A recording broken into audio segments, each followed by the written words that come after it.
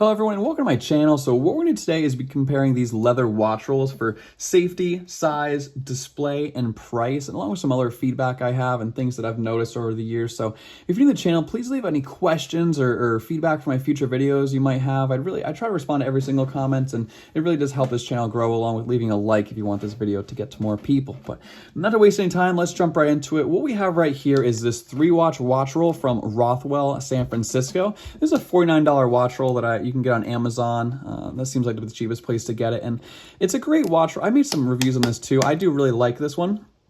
It has sort of like a backbone structure, so if someone's to accidentally sit on it, you would have some, some crumple zone or at least safety or something like that, and some serious distance before something would touch the watch. So it's got a nice weight. It keeps them safe. It keeps them on these pillows that are in a specific spot so they don't go forward or backwards, so you have room on the front and back before it would touch anything. And if I was to drop this on the corner, any orientation, I would feel pretty comfortable with any style or quality of watch, any price range. Now what we have here is the waxed canvas 4-watch watch roll by Straps Co, and the label's right there. It's not as detailed as their normal label, but it's a Straps Co 4-strap watch. So we have about $50 now, and what they cost now, versus a $30 waxed canvas watch roll. And it's leather on the inside, so I would call them both leather watch rolls, and they would do that as well. So you can get this on the Straps Co website in the description below, and you can get this on the Amazon link in the link below. This one's not affiliated or anything like that. So first thing we'll talk about is durability. As I just said, this has a backbone where this really does not. So I'm going to put these in the way they'd be stored.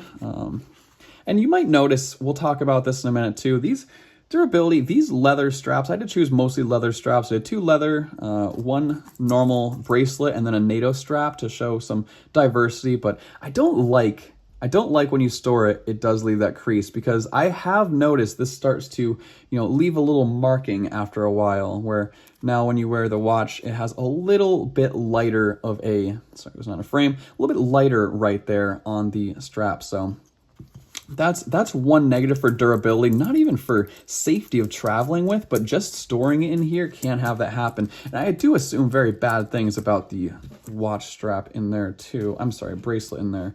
This is a 44mm Casio Duro, and it does slide in well with a NATO strap, but it will not slide in well with a leather strap. But now, durability, you can see this is just watch with a thin strip of leather, watch, leather, watch, leather, and then however it ends. This one on the end is sideways on the edge, so keep that in mind while I am making this video. So normally for time, you would, time saving I won't do it, but you'd put this through and through, and it would be tight and stay like this for traveling or storage or anything you might do. And I'll throw this single watch case in here too. This is something, for durability, I want to keep this is like a vintage Rolex Oyster Perpetual. I want to keep this safe. I wouldn't want it sideways on here, which now it's there's nothing hard in this leather canvas too. That is, the first thing touching that is the watch, which I'm not a super big fan of, and I wouldn't be doing that if it wasn't just, the very durable Casios and Timexes in here. So durability would be an obvious win to the watch roll versus the waxed canvas. Size. Now we obviously have 3 watches in this bigger area versus 4 watches in this smaller area, so this would be a clear win. I would say this is a different shape, but it's about the same size as 1 watch roll for holding 4 watches. All right, so size is a clear win for the watch roll versus waxed canvas. Now display, this is a tough one, because for display ability and time, this is very nice to open and see, if I had 3 beautiful watches in there, which some would say I do with this Casio. This is a great display piece. This is displayability.